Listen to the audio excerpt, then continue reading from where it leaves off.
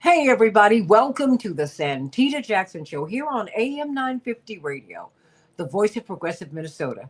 It's a joy to be with you once again. Boy, oh boy, oh boy, we're coming up on this inauguration on the 20th, which is also the date at which we will be celebrating Reverend Dr. Martin Luther King's birthday. I wonder what he would be saying about this moment that we are experiencing now. Wow, there's so much that is going on every single day. I thought the foot was on the gas for 2024, but boy, oh boy, 2025 has been going gangbusters. We're praying for all of our brothers and sisters in California and the children. People, no one in the Los Angeles area is untouched by this unfolding tragedy. I was speaking with several of my closest friends in the world, and they were saying, and thank God they're safe, but they were saying that, it's raining ash here. And it's not just ash, it's microparticles, with plastics and asbestos, all kinds of toxins that are in the air. They're just raining down, coloring the sun, coloring the sky all day, every day. And I just got a message in my last show that people in South Central said that, the fires are 6 miles from us. No one's reporting that. Wow, there's a lot going on. Pray for them, everybody, and let's keep a lookout. We will continue to cover this story on the Santita Jackson Show. Let's talk about Haiti. We've given a lot of attention to Gaza, and we absolutely should, everybody, because that is a tragedy. Quite frankly, that means that means so much for so many reasons. But so does Haiti. And we've never given it the proper amount of attention. Or maybe it's something that we've ignored because we don't want to be reminded that these Black people, these enslaved people, overthrew one of the greatest Western European militaries that the world has ever known. And they won. We don't want to tell that story. And we need to tell that story. We also need to talk about the reparations that France forced them to pay. I mean, in real dollars, this is more than $100 billion in today dollars. Okay? When you add everything up. And France has been able to base much of their economy extracting the wealth from Haiti and leaving Haitians poor. Oh, yeah, you do have a group of Haitians who are wealthy, but they're in collaboration with the oppressors. Let's talk about this and let's go back because this goes back, back, back, back, back. Oh, really, a couple of centuries, everybody. And we need to talk about it because things need to get right in 2025, everybody. What do you think about that? I want you to reach out and share the show, everybody. Thumbs up, like. And we're going to talk about why Haiti is so important to us today. Of course, Attorney Anastasia Anat, the lady in red, my soror from Delta Sigma Theta, brilliant lawyer, Haitian American Lawyers Association. Indeed, she's also one of the country's foremost experts on immigration. And a gentleman who is part of the family on this show. Yes, Brian Concanon, I'm claiming you. The executive director of the Institute for Justice and Democracy in Haiti. He's been on this show so many times, and we thank you both for your dedication to Haiti as we look at more than 200 years of independence from France. Haitian Independence Day. What is going on? You are, of course, Haitian American attorney Anastasia Sanat. Yes, What ma'am. what does Haitian Independence Day mean to you? What do you want Americans to know about Haiti? Well, thank you so much and for having me here today. I just wanted to really quickly, briefly, if I can, for those that don't know about the history, I'm sorry, I'll be right back. I'm sorry. I wanted Okay, to no, share that's the okay. history, Well, but I'll you be know right what? back. It's all right. I'm going to get Brian Concanon to pick up.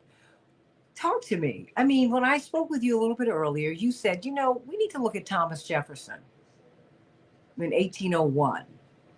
That kind of helps us to, as Americans, to frame Haiti. What did you mean?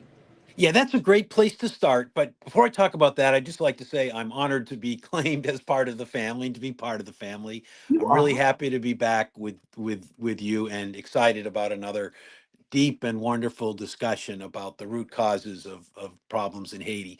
So, in the day after the election in the US, I called when the results were pretty clear. I called my colleague Mario Joseph, who's a Haitian human rights lawyer. And he was sympathetic. You know, he said lots of bad things are going to happen in the United States as a result of this election. But he said, for us, it really doesn't change much. That he, he said that Democrats are not really much better than Republicans. And for him, he said, Napolite, we're fighting. So his fight is still the same as far as he's concerned.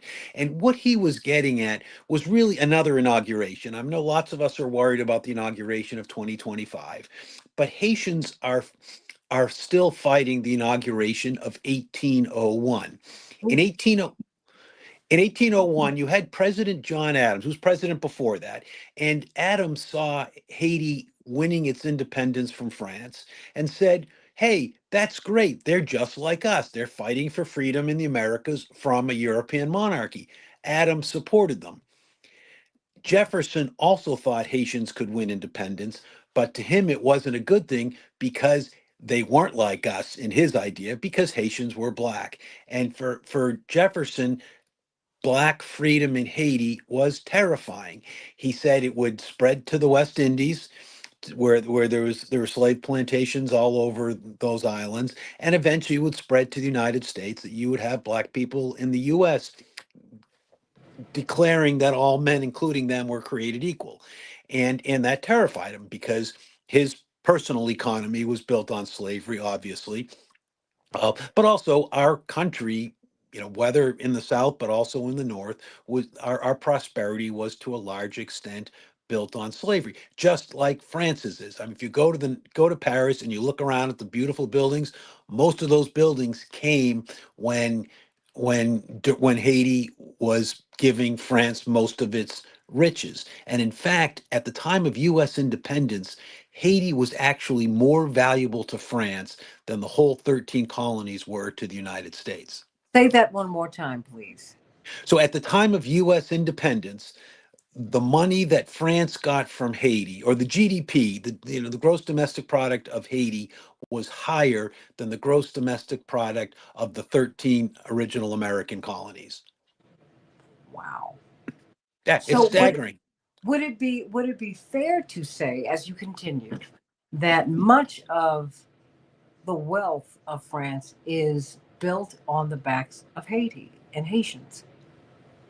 Oh, certainly it is. I mean, again, you look at the nice buildings in Paris, and they were built while Haiti was a colony.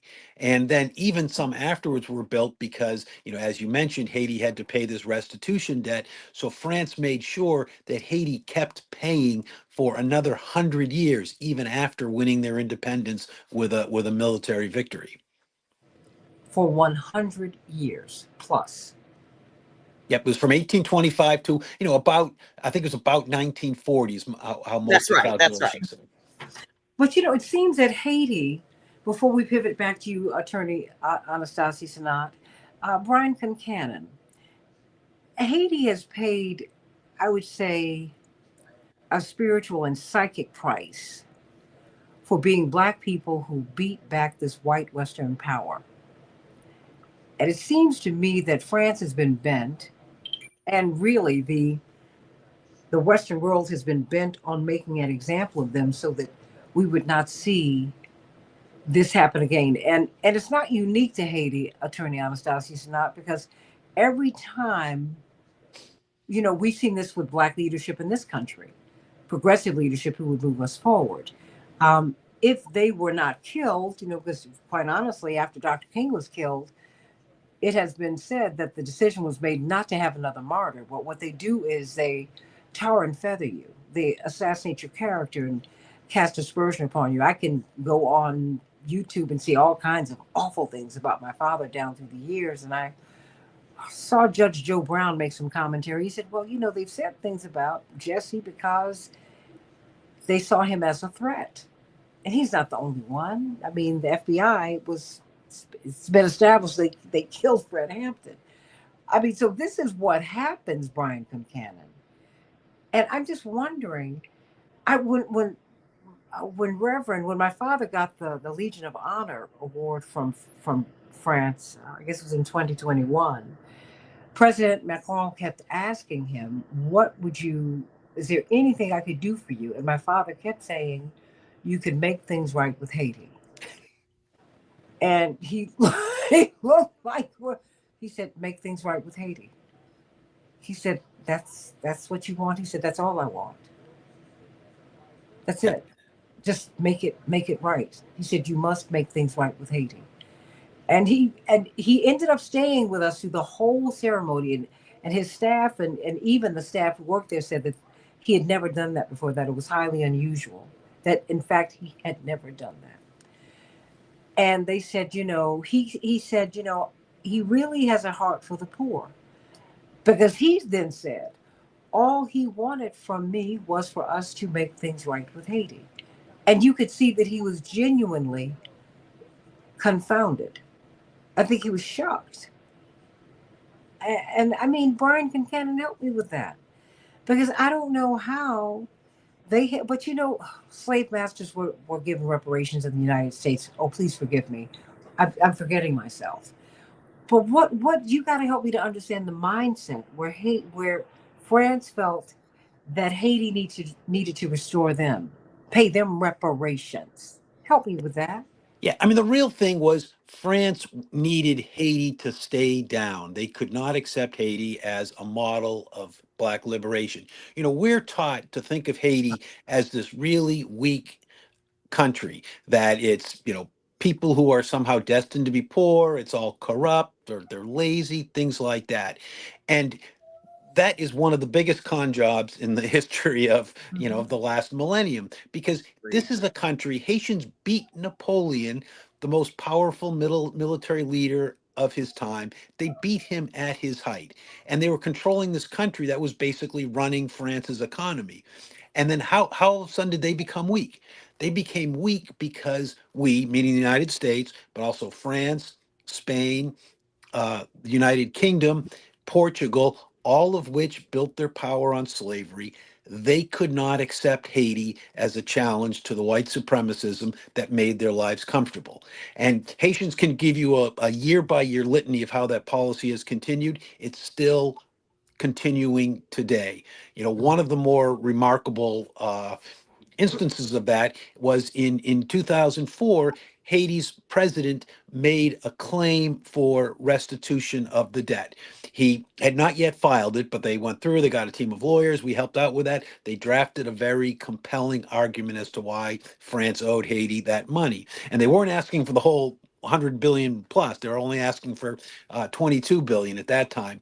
And in response to that, France and the US kidnapped Haiti's president and sent him to the Central African Republic, Absolutely. because Haiti is powerful, because Haiti can win its case for restitution.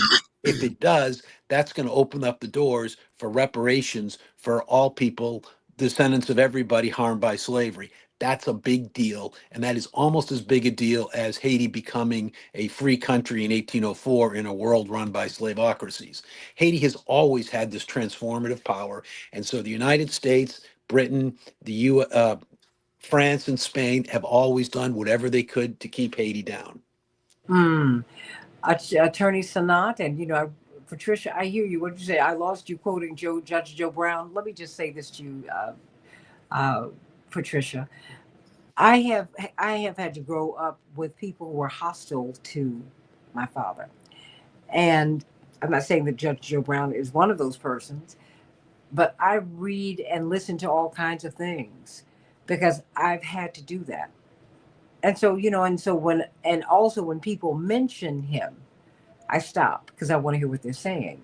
So just so that you know, that's what I was looking at. And he's actually a judge. He's actually a judge, and if he's a judge who actually, when they had the trial of James Earl Ray, the man who was alleged to have killed Dr. King, who said that he was a patsy, that he did not do it, he was one of the judges on that case. So, so much for that. But Attorney Anastasia Sanat, Yes, ma'am. why is this important to you?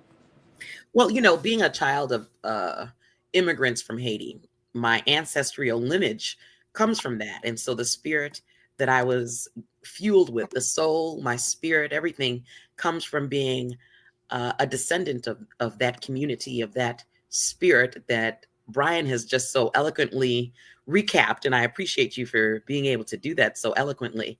But it's true. I mean, the French banks, American Citibank, they really did a number on the government. They did a number on the people. And obviously, slavery, people were considered property. And so the land was taken from the French.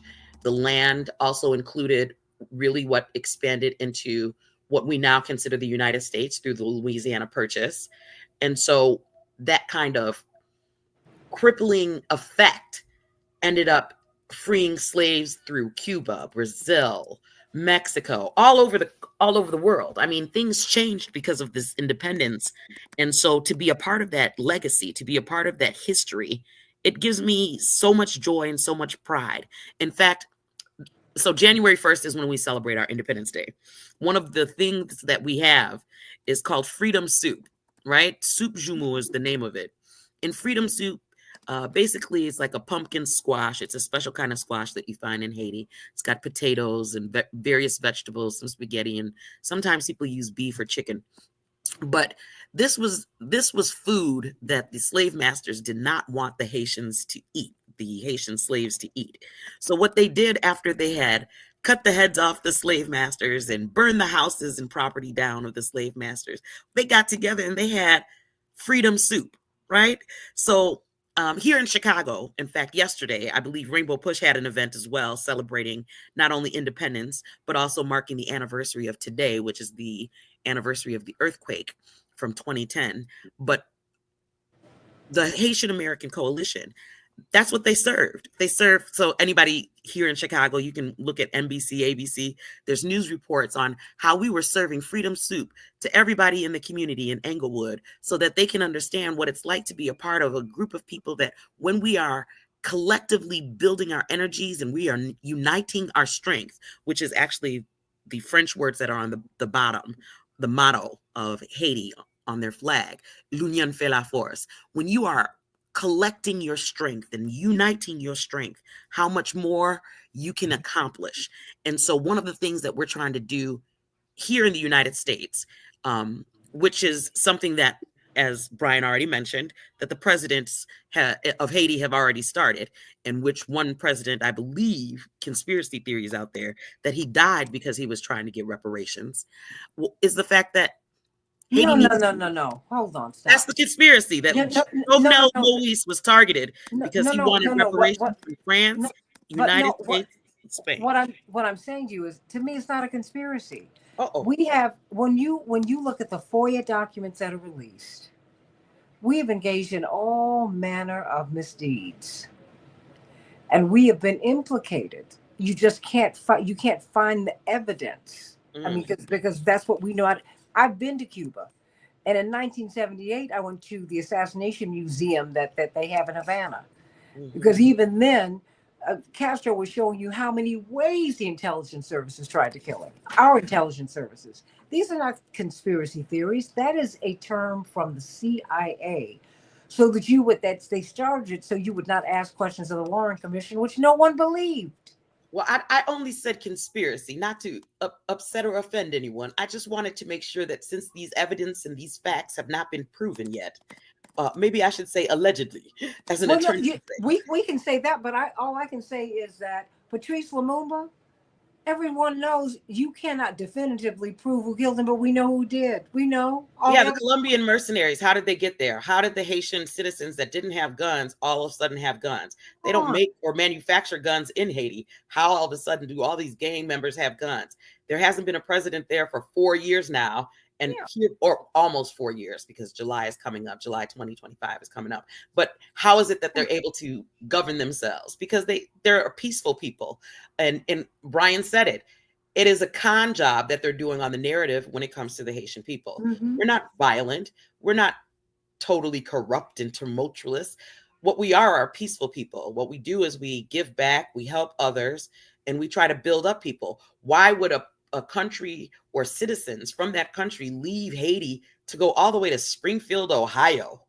And Springfield, Ohio, which was depressed economically, then build up that entire economy, restaurants, businesses, anything and everything that Americans were not doing in Springfield, Ohio. All of a sudden, all of these Haitian immigrants are now building up that economy, and they're thriving. They're legal. They're lawfully present in the United States, and they're building up that economy, and they're making America a better place because of their presence. We don't need to go back to anything that was bad. We need to move forward.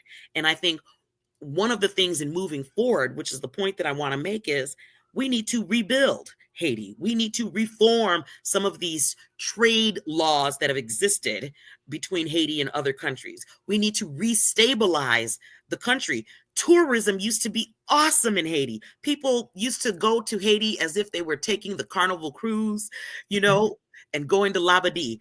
All of Labadee used to look like Haiti, but now they've done so much to destabilize the country, destabilize not only that country, but Black people here in the United States, because sometimes Black people don't want to help out because they say, well, if you give them $50 billion, which is what the community is asking for now in reparations, then what about our reparations, which I think Brian touched on a little bit, because it's going to open what they call a cornucopia of different types of claims, right? Well, because Pandora's box. Because let me say this, because Black people don't push back against Haitians per se. Black people we were supposed to get 40 acres and a mule. If you just restored the land that was the coastal lands of South Carolina that were taken from Black people, we would be getting more than $20 billion, billion with a B. We have been robbed of institutional wealth. Generation and no, so I'm just trying to say, and one of the things that they want us to do, because your biggest enemies are not Black people in America. And I know you're not implying that. No, not at all. The people who are really fighting you are the mischief makers who are here, who are in France. Mm-hmm. And who they install in Haiti. Let's look at them. But I tell you what, if we deal with them, point to get out though. Yeah, but I'm saying if we deal with them, you'll be in a very different position, because Brian Concannon took us back to 1801. Right. I mean, there has been an absolute plan. I mean, because even if you get the $50 billion from us. Mm-hmm. I mean, the fact is, we continue to undermine you. Yes. That's the thing. Point. People are talking about Ukraine. They're talking about the money that they're giving to Israel. If you've got $60 billion to give to a country, Ukraine, that's only been in existence for a little while, right? Comparatively, we're not going to go into that, but I'm just saying, how is it that the United States taxpayer is not against giving $60 billion for war, when what we're asking for as a community of Haitians in the diaspora is $50 billion in order to redevelop the country, to rebuild, to restabilize, to reform, so that we don't have to keep coming back? I mean, as Brian already pointed out, about $115 billion has been lost over the past 221 years because they've been oppressed in so many different ways. But let me jump in here too, please, because you had a press, a legacy media, the oligarchs who were cheering us on into Ukraine. Mm-hmm. And then when we were making no traction, Americans don't want that money going over there. They don't want to go on anywhere now. They're sick of it all because Americans aren't doing well. And Americans, I mean, sadly, stay right there, Anastasia, because I'm glad that Brian took us back to John Adams and Thomas Jefferson, because these people are not interested in seeing Haiti flourish. I don't care how much money they give you. because I don't think that we even understand how rich a country, how mineral and resource rich Haiti is. We have no idea. We see neighborhoods that have absolutely been destroyed, and we see poverty. We don't see why everybody in the world ran there after the earthquake. They weren't giving charity. They were digging for gold. Sure, sure. But they did the same thing with African countries, right? Yeah. All of those colonized. Now we can see Nigeria in a better light because now we have a lot of British Nigerian actors coming here. We can see Ghana in a different light. We've given so many different African Americans have gone there and gotten Ghanaian citizenship. I mean, we now see it's not all just huts, right? They're not living in Mm-mm. such impoverished situations that there are not beautiful homes and beautiful skyscrapers and beautiful streets and roads. All of those things exist in Haiti. They just don't put that on TV. Mm-hmm. They Well, just well, don't put that on TV. well, I mean, well, the thing is, there's a narrative, and just Brian, I want you to jump back in. There's a narrative that is more than 2 centuries old for Haiti. Like there's a narrative for Africa. Like there's a narrative for the global South. And I mean, I'm trying to figure out how we get out of that, because there are still so many mischief makers. I mean, Aristide, is he still? I think he's still in South Africa, is he not?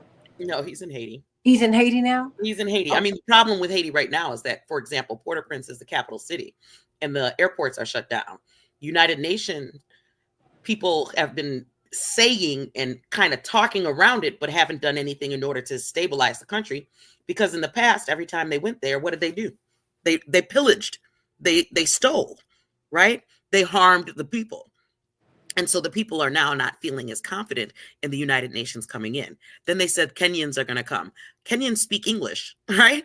They don't even speak the language of the people. They thought, oh, well, let's just send some Black people down there and they'll fool them and then they won't even know. They don't even speak the language. I mean, if you're going to do anything, at least get some French Africans, right? At least they might be able to mix and mingle a little bit. But they got some English speaking Africans. They didn't even get French speaking Africans. And then now they're going to Guatemala, and they have some Guatemala troops that have just landed in Haiti. Mhm. Why? Because Dominican Republic's next door and they speak Spanish, and now all of a sudden we're Latin enough in order to understand the Spanish? Really? Well, Now they we're don't. Black Latins? I just contend they don't want Haiti to be free. Still, they don't. They just They're want not, to. they're not doing Haiti any favors. You saw what they did to Haitians on the border. Oh, and you know all the work that I've been doing here, especially this past summer, with all the people that have been here. Like, I'm just worried about in 7 days what is going to happen to the country, especially with all of those that are here temporarily because of the violence and instability in Haiti. They can't even have a plane go to Haiti because the airports are shut down. It's been shut down since November 11th. Well, don't they have a plan, Brian, to send them to Guantanamo Bay, to the base?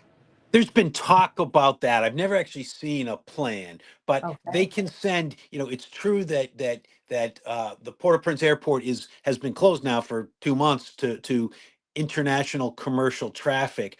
But along that way, U.S. planes were going in to help set up the Kenyan occupation, and so we are worried that even though the U.S. will not allow Anastasia to go home to see her family in Haiti, Hmm. they'll find ways of of deporting people. Well, why do you call it the Kenyan occupation, Brian? So this goes back to the question about why aren't there any French-speaking troops?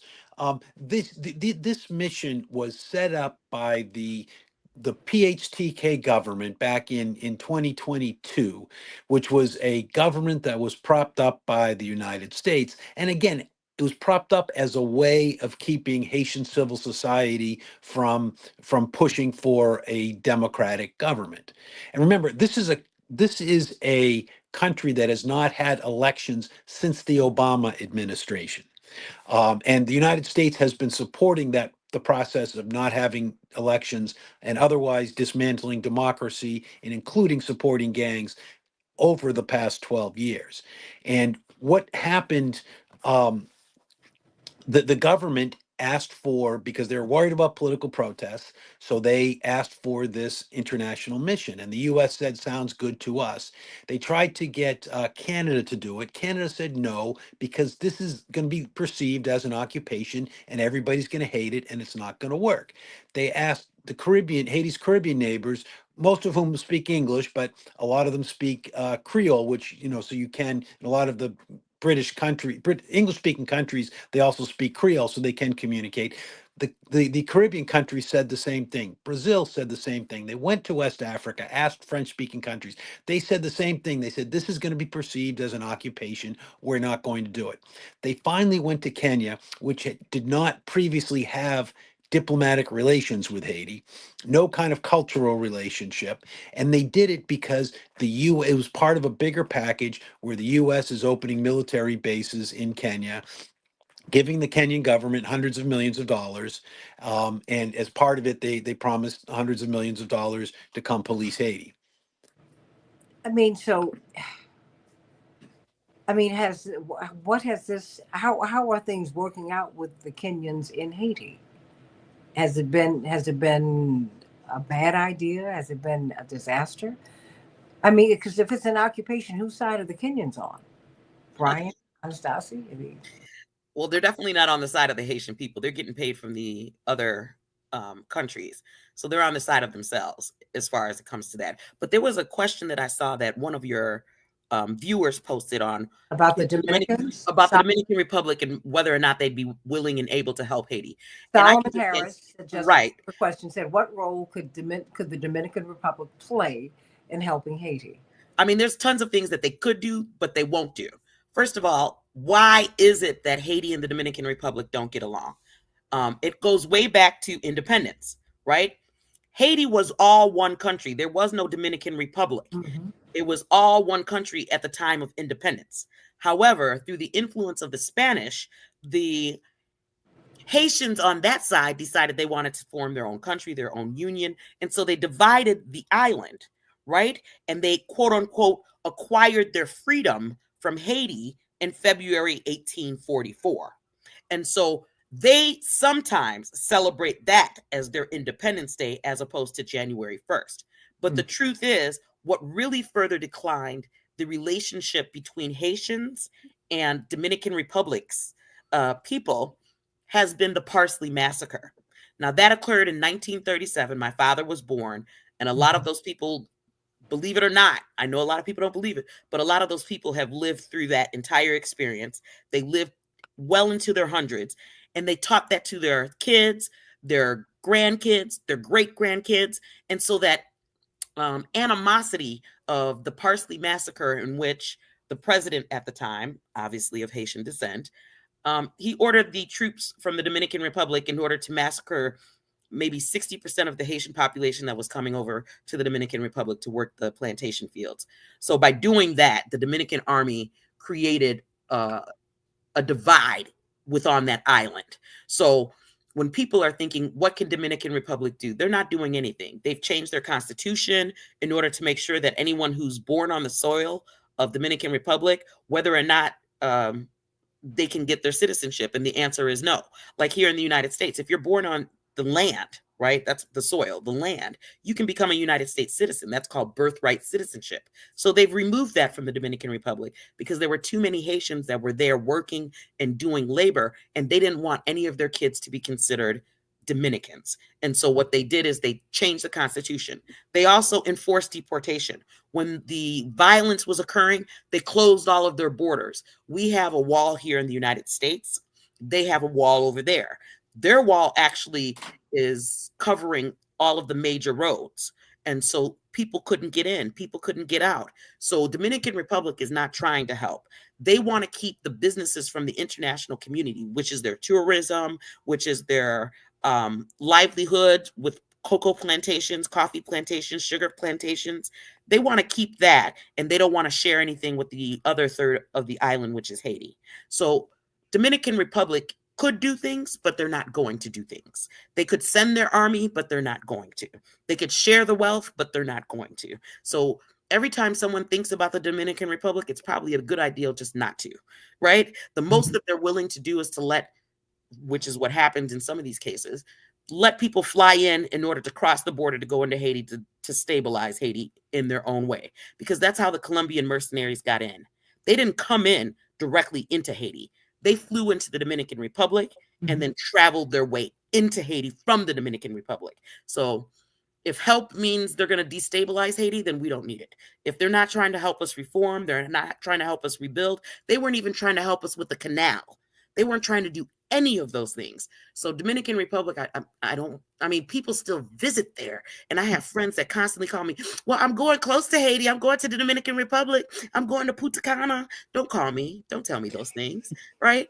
I know what you're doing, but you're supporting them. You're not supporting us, right? So, I'm sorry. I got a little emotional on that. No, no, no. I don't think. No, I think. I mean, you're giving us the history, because I think that Americans need to know. We need to know what is going on. Attorney Anastasia Sinat, Haitian American Lawyers Association of Illinois, and Brian Concannon, the Institute for Justice and Democracy in Haiti. I mean, there is so much activity, Brian, in Haiti. I mean, during the earthquake, you saw everybody literally in the world flying down there. I said, now, isn't this interesting?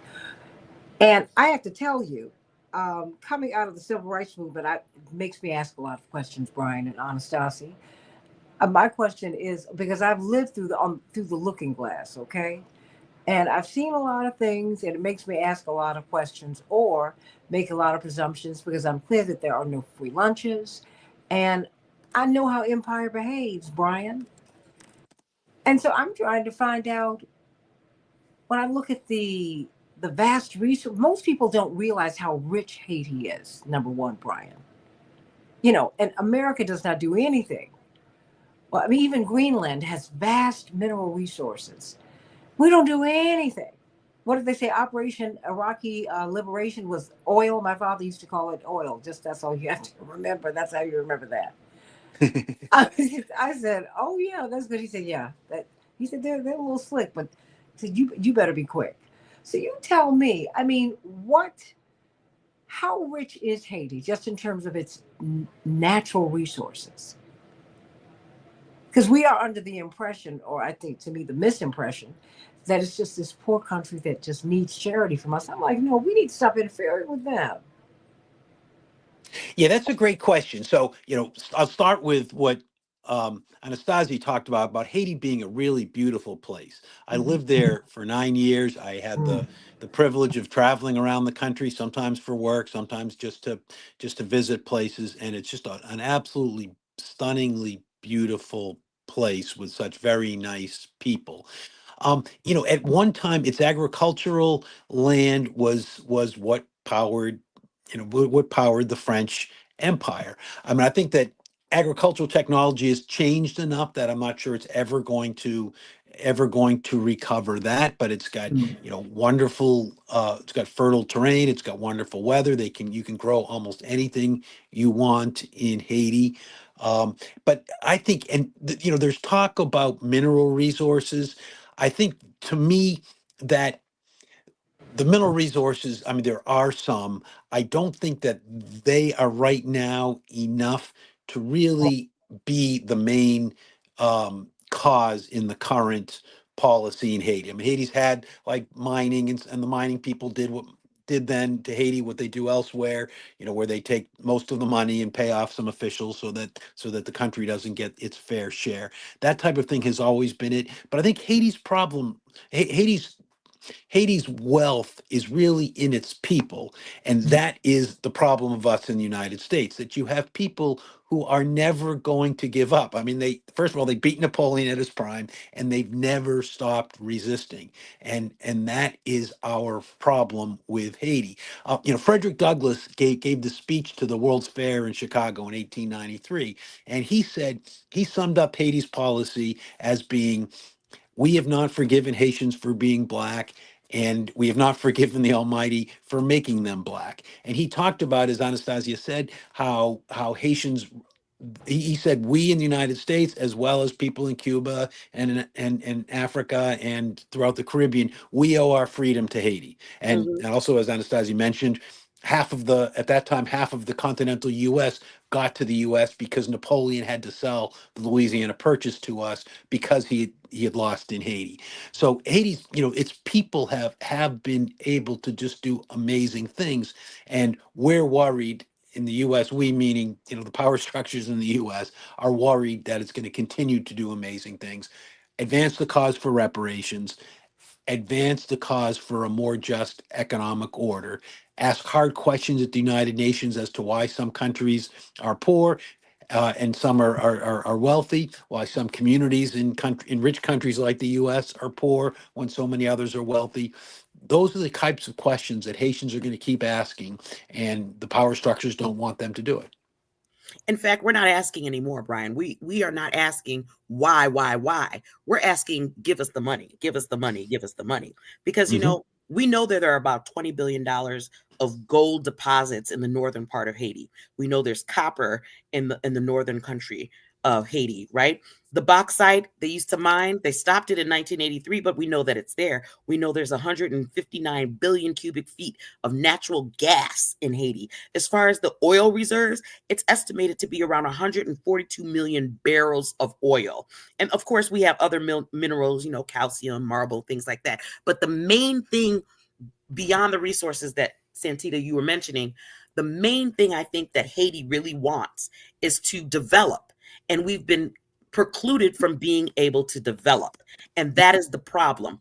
Our roads, our infrastructure, our water, our education, our healthcare system, they're taking over for example, I'm a child of immigrants, but my immigrant parents were both from the medical field.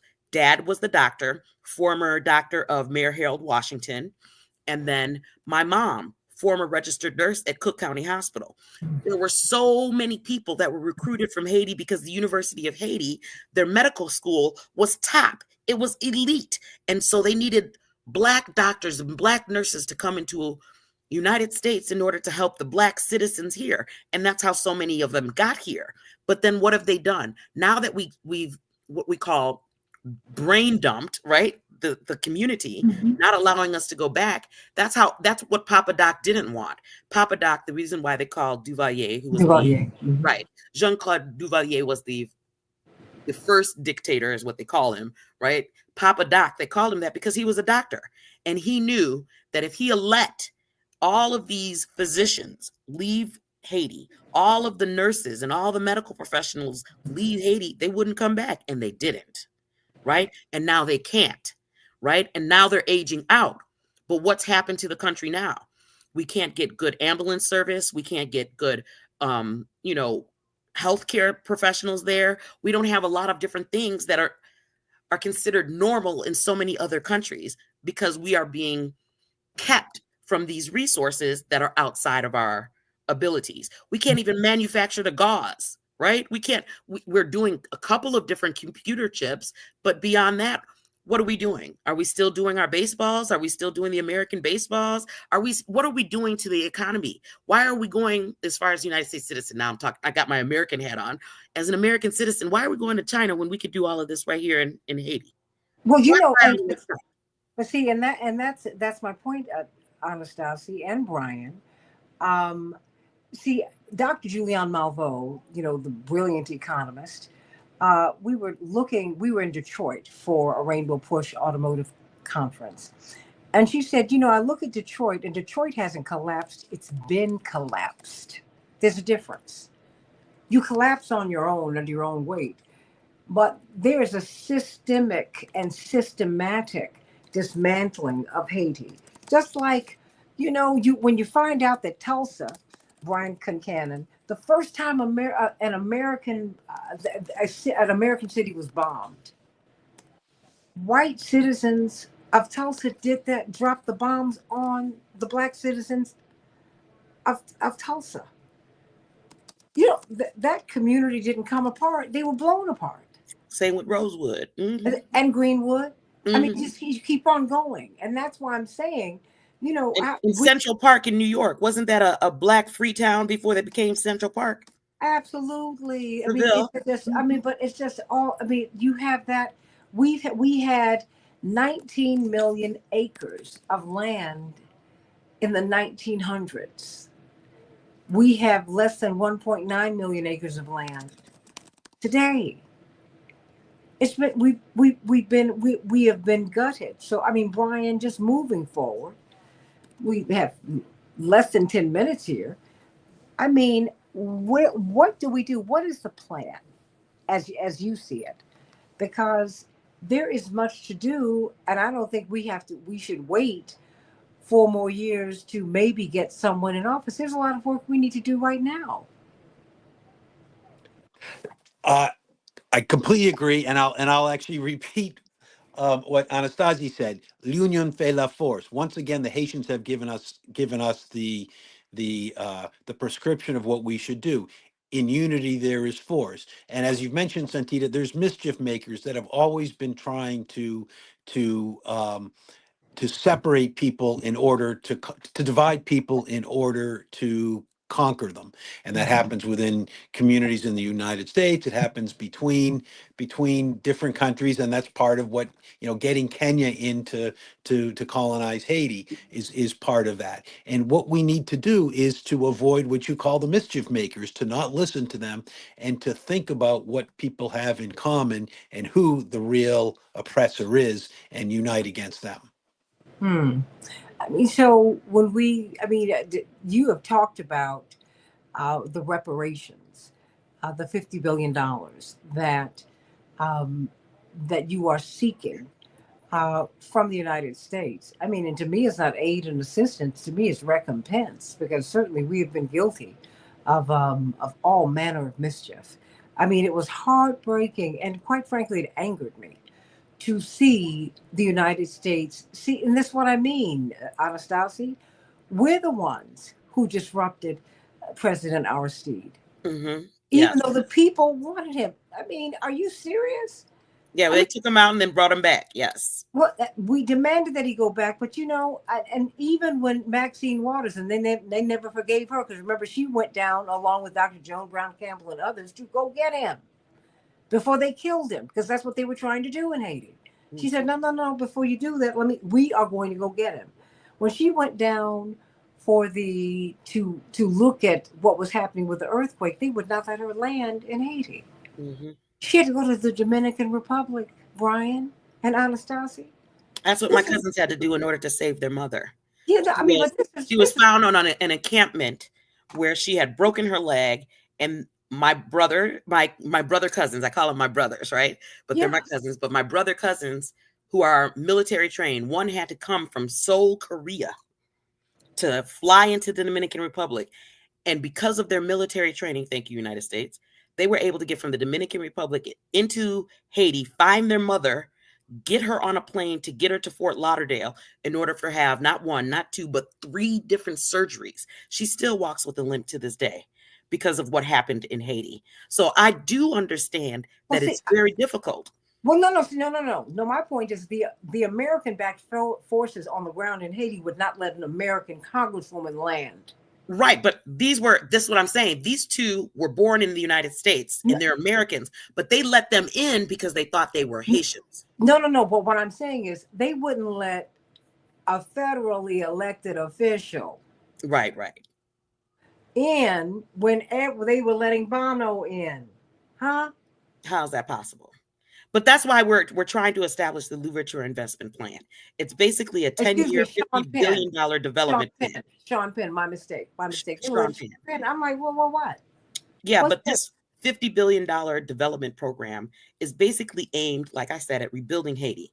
And the resolution that was introduced by Congresswoman Jan Schakowsky out of Illinois, Sheila Sheriff Lewis McCormick out of Florida, and then it's also been supported by the co-chairs of the Haiti Caucus, which includes Sheila Sheriff Lewis McCormick and our soror, Representative Yvette Clarke.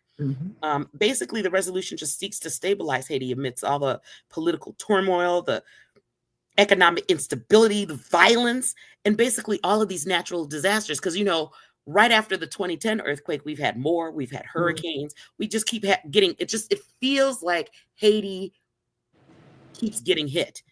And so, in order to reinstate the democratic rule, we want basically people to be transparent and equitable when it comes to allowing the elections to occur.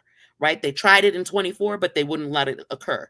They want to enhance the capabilities of Haiti's security forces. I mean, if you're going to put guns down there, it might as well be guns in order to protect people, not to harm the people, right? We want to rebuild and upgrade Haiti's physical infrastructure, clean water, health care, in order to avoid pollution of the air, the water, the soil, right? We want to promote economic growth. People, like I mentioned for Springfield, Ohio, I just keep bringing it back up because, somebody had mentioned that Haitians eat pets and we don't. We might have some oxtail, we might have some goat, but we're not eating no cats and no dogs.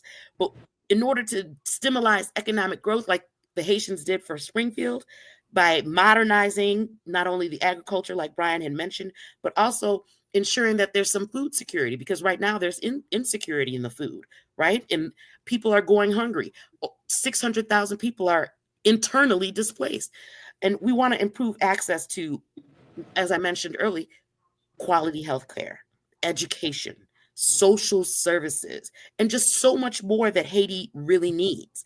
And I think the organization of Haitian American Coalition of Organizations here in Chicago, we've been fighting. So we got the resolution out there. We want the bill to go to the Foreign Affairs Committee here in the United States. We want it to get out of the Foreign Affairs Committee. We want it to get to the House floor. We want the House to pass it. We want the Senate to approve it. We want the president to sign it so that we can start doing these things, because that's what Haiti needs. Well, let me say this. I've got about 4 minutes left here, and I've got a loaded question for you, Brian Concannon.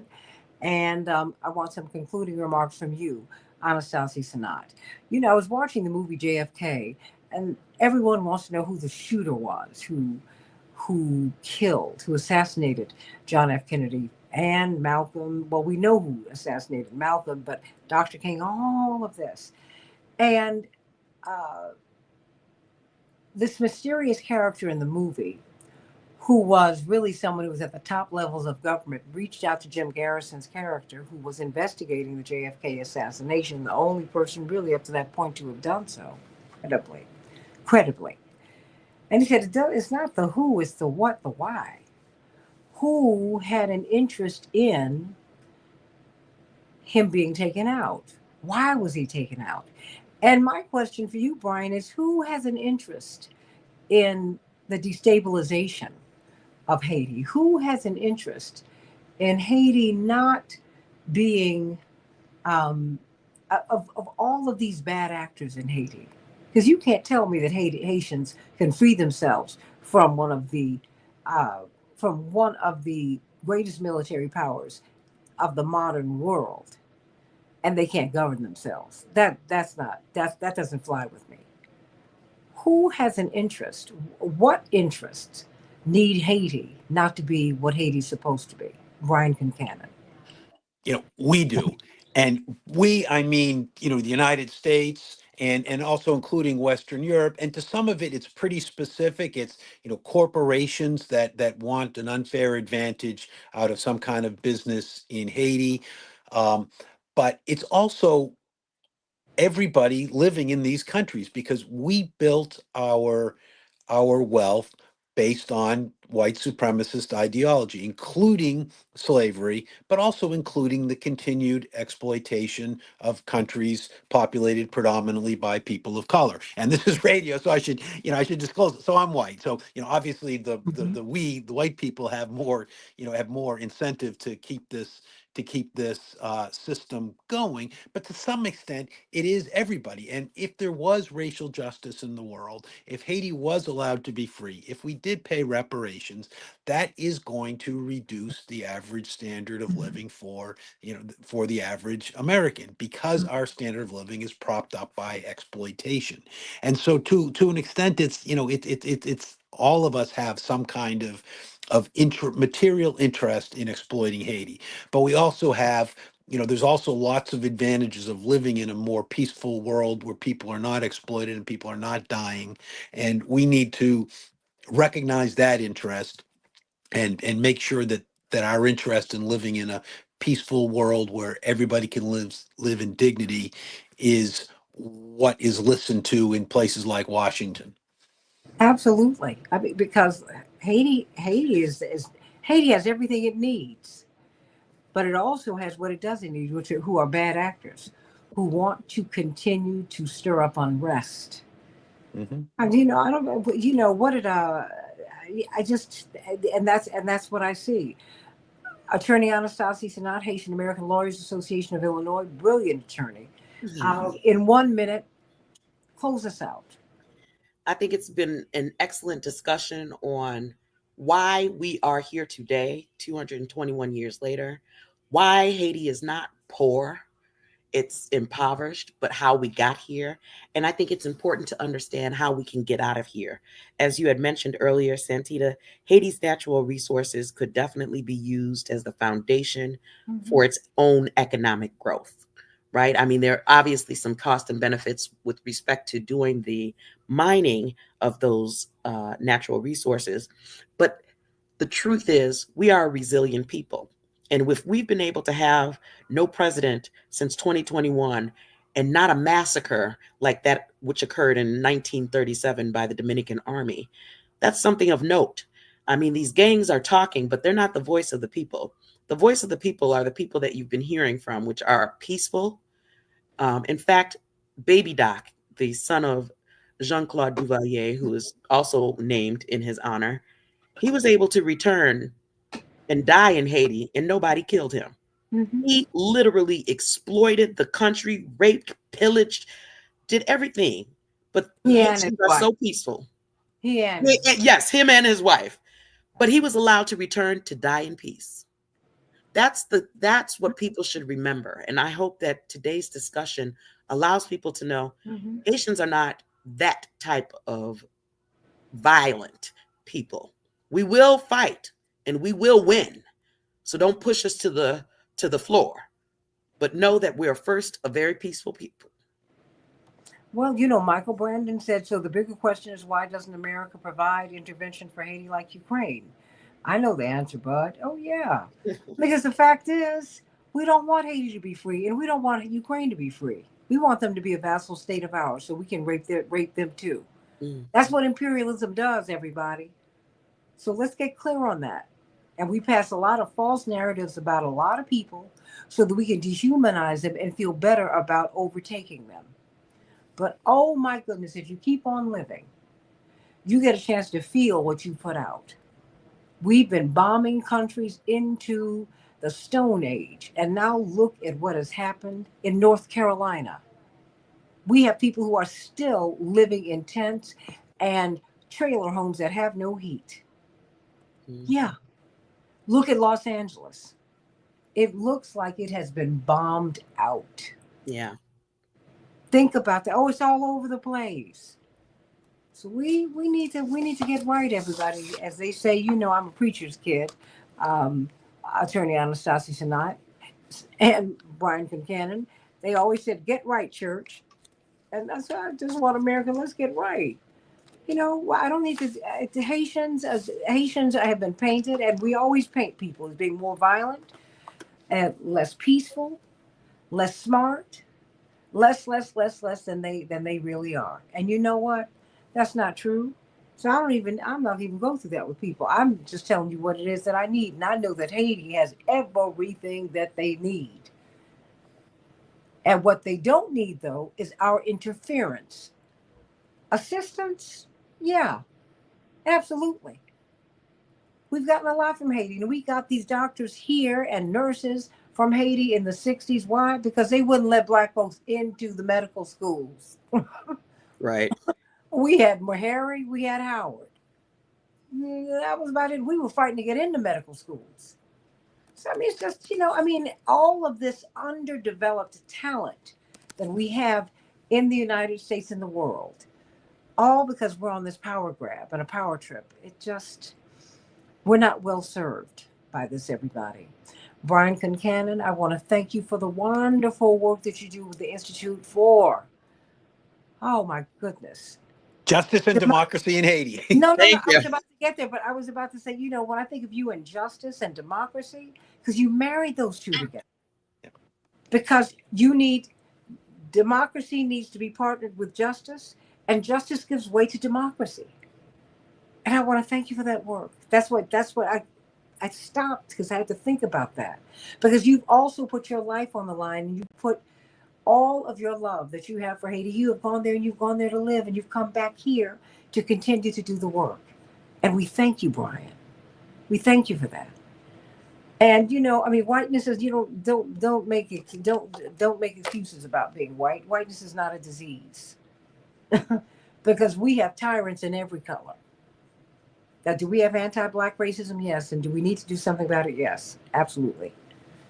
That having been said, those people who are against freedom, and they come in every color, well, we need to deal with them. Those people who don't want justice, those people who don't want democracy, those people who don't want to see people free, those people who don't want to see people become all that they should be. That's the fight that you see, Brian, in Northern Ireland. It's a fight against the powers that suppress people for their own greedy motives. So, this Institute for Justice and Democracy in Haiti, I want to thank you for that work. And my soror, my soror from Delta Sigma Theta, I thank you for all that you continue to do, even as you face your health challenges. You keep on fighting, and I want you to keep on fighting, my sister, because I'm going to have you here. And my brother Brian, he said, "Wait a minute, what? You're part of the family? Of course you are." Yeah. And he said, "Oh my goodness, yeah, absolutely." Because family is about principle, not about phenotype. I love you, everybody. God bless you. Have a wonderful, wonderful day and evening, and just go out there and do something good, everybody. Go out there and make the world a better place. I'm Santita Jackson. This is AM 950 Radio, the voice of progressive Minnesota. God bless.